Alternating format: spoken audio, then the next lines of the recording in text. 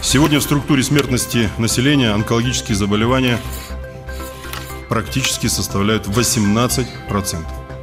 Коллеги, это очень много. Это очень серьезная проблема.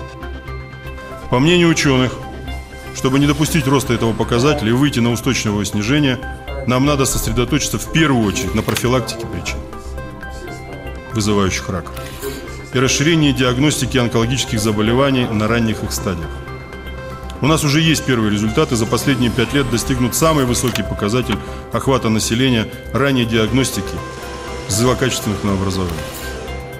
Сегодня химиотерапия уже доступна в городах Инте, Усинске, Ухте и Печоре.